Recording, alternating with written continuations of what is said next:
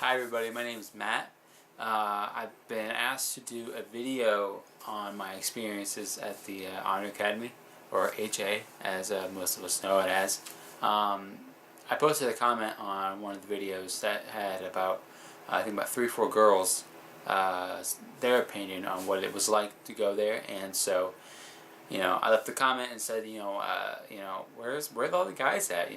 There's a lot of guys there and had the same sort of experiences as they did, and so I just kind of want to give you guys sort of my interpretation and my experiences at the HA from a male perspective. So I went to the Honor Academy about, let's say, about probably 4 years ago, probably about now. So it was like 2000, might have been 2009 or 8, about 4 or 5 years ago. I went there right after high school, so my experiences with the Honor Academy before that was going to Choir of the Fire events, stuff like that, and going to Battle Cry. And so at one of the more particular battle cries, I was just about to finish high school, and Ron Lewis talked about the school and said stuff that hey, there's going to be this school I have, where you can bring your talents and what you're good at, to my school. And so I thought it was pretty cool. My dad, who's a pastor, sort of wanted me to do the same thing. So I did it. I went there, and I believe it was the fall term, I think. It was very cold, and so I remember it being, so I'm assuming it was fall. When I got there, it was pretty emotional time because it was the first time I'd been that far from home, basically. So it was interesting because I was at this strange place, but they had this thing called the Gauntlet Week, and where we, for an entire week, it's just sort of like boot camp, basically, where they wake you up like 6 a.m. every day, and you go and work out at the anvil. You just run, essentially. My CA or something like that, or something along those lines, named Godsey Tross, who had a reputation of being really, really intense and really sort of set the bar for most of the guys there.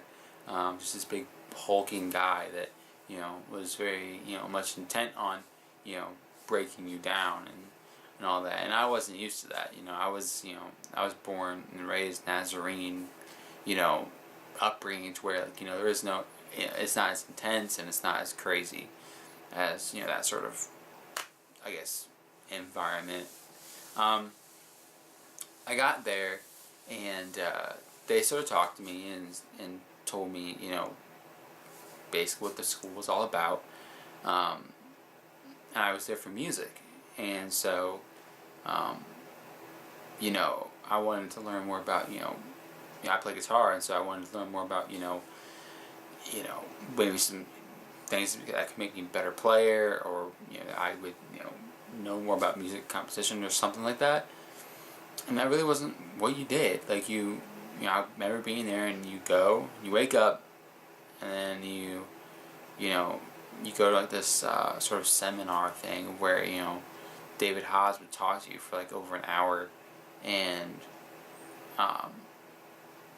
you would go to your station. You go to do your trained sort of task, right? You would go to the phones, or you would go to the grounds work, or or something else. There was a third one, I think, but that's all you did.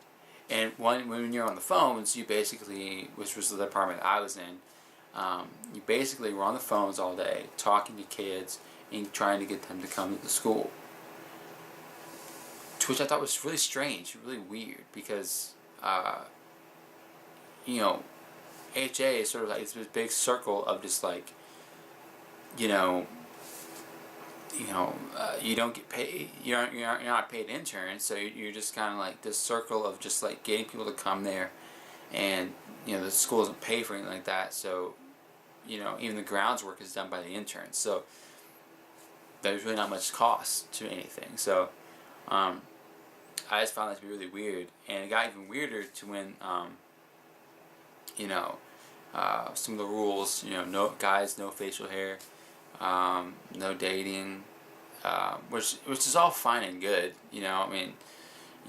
I probably wouldn't have had that. I wouldn't have had the no dating rule. It would have been just, because after 2 years you're able to date. You're basically like you're dating somebody, and you're able to have like an accountability partner, kind of, that was someone who's high up, at the school, and they could kind of keep an eye on you guys, make sure you guys aren't doing anything weird.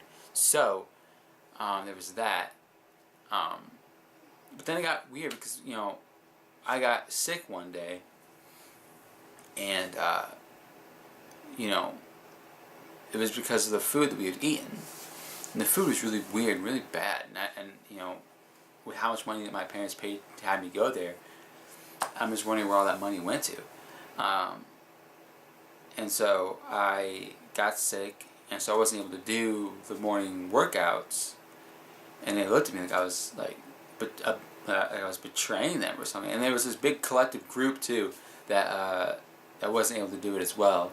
They were all either sick, or they just didn't feel well that morning, and so like the rest of the group would do like the workout, I guess you want to call it, which it wasn't really much of a workout though. It was Haas would stand on like the top tier of that little pyramid thing and shout out orders to you all the time, and they would play weird music sometimes, so it really felt kind of strange and weird to me. But that might just be my background. I don't know. So we were all sick, and they had this group come inside, and they were saying like, okay, so you guys only get to do this one time, one time. That's it. You can't do this over and over again. And sadly, but I did it like all the time. So, I couldn't see the reasoning behind this sort of brutal sort of physical pain. I couldn't see why. There's no reason to do this. And a lot of people in the video that I saw talked about ESOL.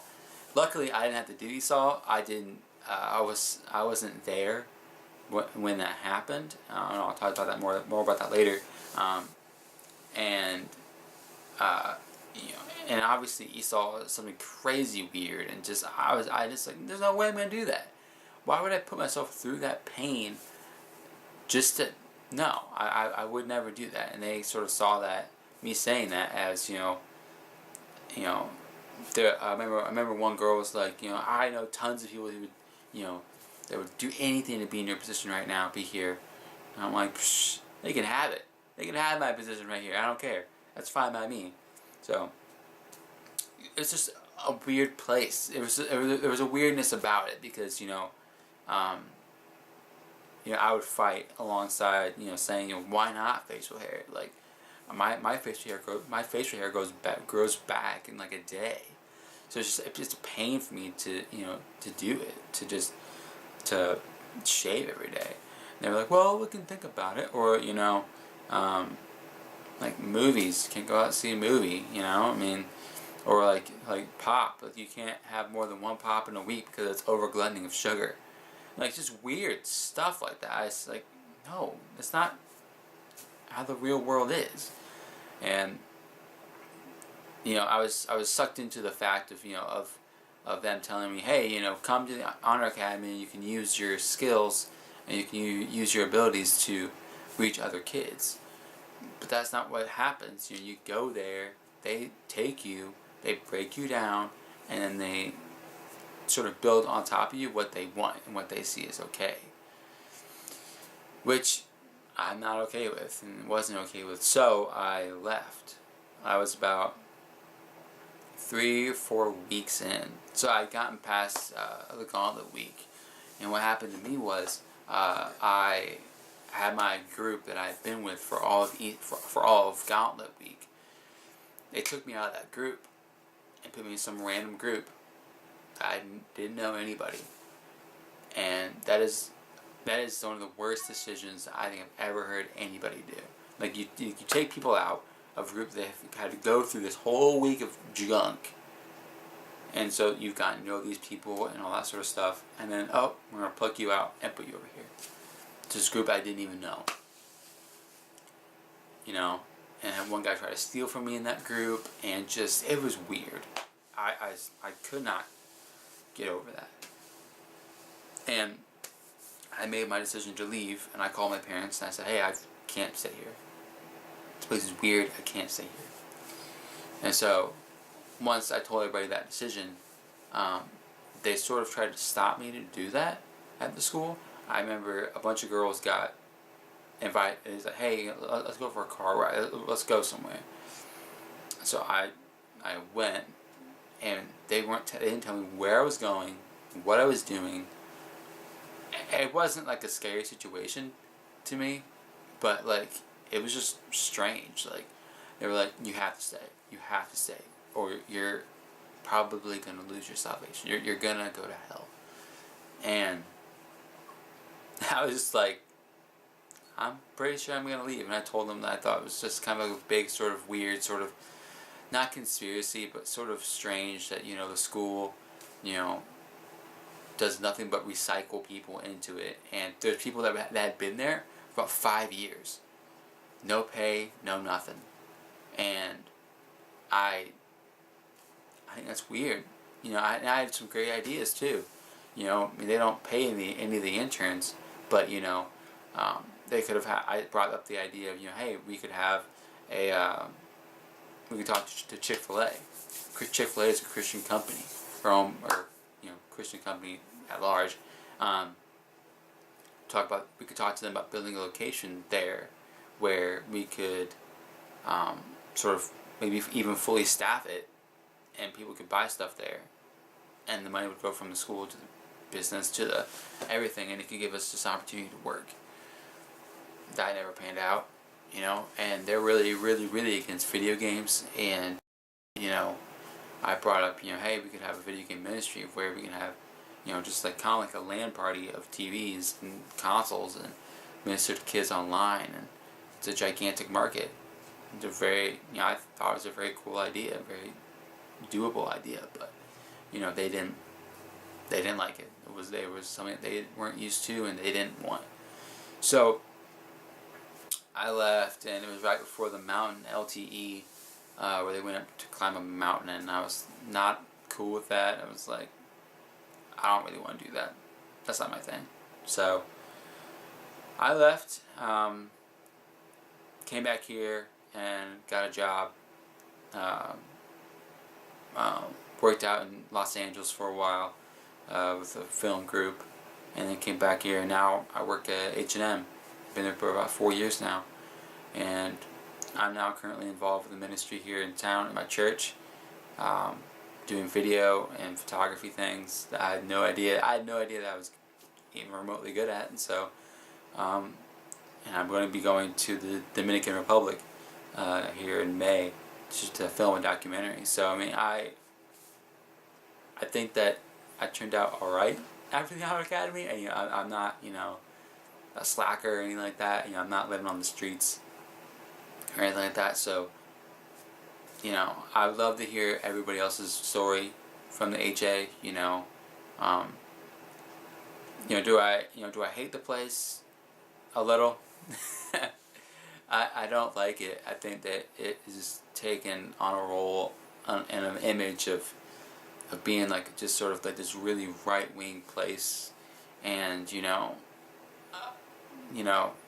that would, instead of talking to people like normal, they would just bash them over the head with the Bible, you know, and that sort of intense sort of, you know, evangelism is something that I'm not a fan of.